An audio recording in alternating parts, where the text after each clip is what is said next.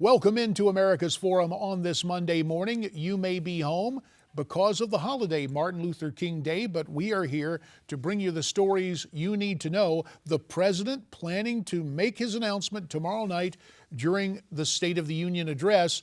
So what might be the response from Republicans? I think we got a little bit of an idea there from Jason Chaffetz. But this morning, with our view from the Hill, we're joined by Congressman Ted Poe of Texas. Ted is chairman of the House Subcommittee on Terrorism, as well as a member of the Committee on Foreign Affairs, and as an attorney and former judge, he also serves on the Judiciary Committee. Mr. Chairman, good morning and welcome to America's Forum. Well, it's great to talk to you, J.D. We're so glad to have you here. And Ted, obviously you have a piece of legislation that we want to talk about, but with the president laying out a tax increase, I'm just curious, is anybody in the Republican conference going to back that? I don't know that anybody's going to back that's in the Republican conference. I mean, are you kidding me? The president wants a tax increase? Americans are already paying too high in taxes percentage-wise. There's always the comment about, well, businesses are leaving America. Well, why are they leaving? Because the corporate tax increase is the highest in the world in the United States. No tax increase, Mr. President. I'm sorry. Congress will not pass that. Now, it'll be interesting to see how the president, in his pen and phone, may try to implement a proposed tax increase. We'll see what he does with that. But no new taxes. It's not going to happen. The economy is struggling. Part of the reason is because of the overburdened taxes, including the increase in taxes through Obamacare. Well, let us, for fairness' sake, hear what the Democrats have to say. They sent to White House senior advisor Dan Pfeiffer to make the rounds on the Sunday shows, and here is how he defended the president's plan on Face the Nation on CBS. I think this plan the president's going to talk about on Tuesday night goes to what is the core theme of the State of the Union, which is middle-class economics. And it's the simple proposition that now that the economy is in a stronger place than it's been in a very long time, we need to double down on our efforts to deal with wage stagnation and declining economic mobility. And so the simple proposition that we should ask the wealthy to pay a little more and invest more in the middle class, give the middle class a raise. So there is Dan Pfeiffer, Congressman Poe, and he's saying, look, there's inequality of incomes. You gotta tax the rich. Give me your take on this. Well, you know, he is one of those who appears to want everybody in the country to make the same amount of money every year. And that's just not the way our country, economic freedom works in this country. Many people want a tax increase on other people. They don't want a tax increase on themselves. They want other people to pay more taxes. And people who are paying taxes in this country already pay, in my opinion, too high of taxes. And that is part of the economic problem in this country, is the fact that people who are paying taxes continue to get tax increases from those on the left who want more people, not like them, to pay higher taxes. Got about a minute left, Ted. Just one more note on tax increases. I believe it was the late, great Milton Friedman who said, if you want less of something, tax it. And what seems to get lost in this debate when you hear from the left, tax the rich, is that you're taxing people who can create jobs with the wealth they have on hand through their businesses. Your final take. I'll give you the last word with a minute left. Well, that's exactly correct. You increase taxes, you stifle economic freedom. If you reduce taxes, if we actually reduce taxes in this country, especially the corporate income tax in this country, we would have tremendous economic growth in this country. And so I just don't agree with the liberals' philosophy of tax something until it no longer exists. Congressman Ted Poe on taxes and on paychecks. We're going to transition from paychecks to passports, because when we come back, Congressman Poe has reintroduced what I believe to be a vital piece of legislation dealing with Americans who leave this country to fight for Islamic terrorists and then try to get back into the country on their passports. Congressman Ted Poe will weigh in on his piece of legislation in a new Congress. He has to reintroduce it. He's done so.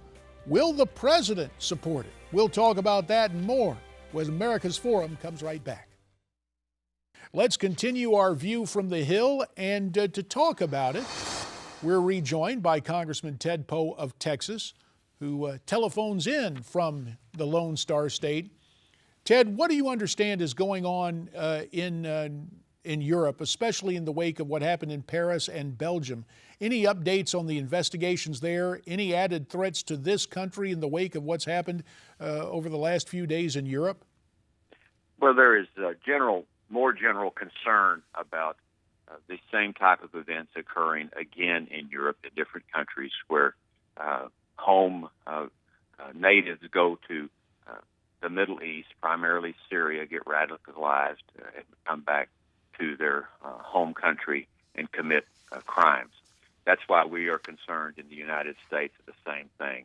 People get, usually through social media, go to Syria, get trained by ISIS, commit maybe crimes in Syria, then they come back home because they're trained, and then they want to commit a similar type of crimes in Europe or in the United States, and that's what we're very concerned about.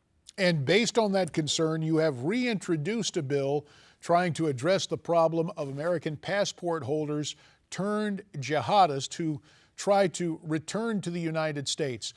You've been here before to talk about the legislation, but in a new Congress, you have to reintroduce it, so it's worth revisiting. Tell us about the bill and the reaction to its reintroduction. The bill would prohibit people, well, let me start over. It would allow the State Department to revoke passports of American citizens who are a member of a foreign terrorist organization. It's a felony, a crime to be a member of a foreign terrorist organization.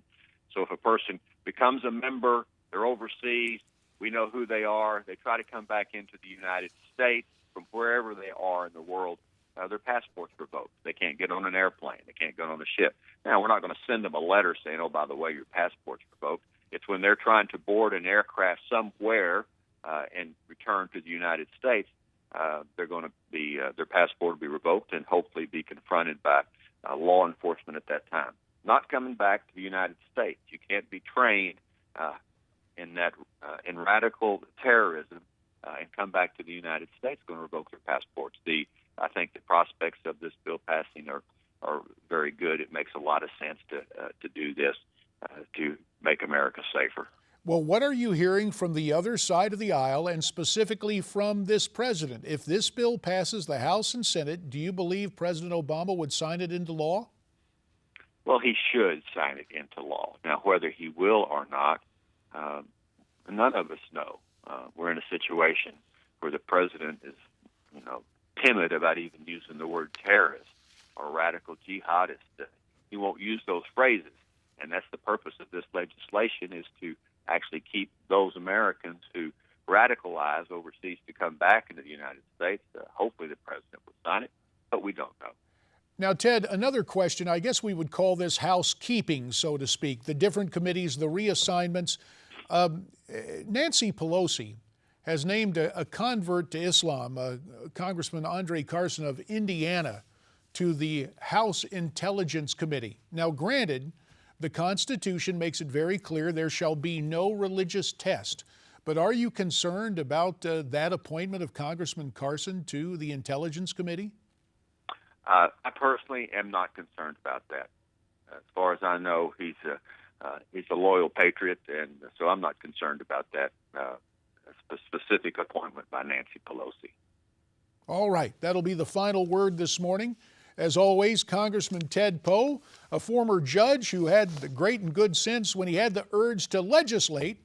He got off the bench, ran for Congress, and has been serving his district in Texas quite capably.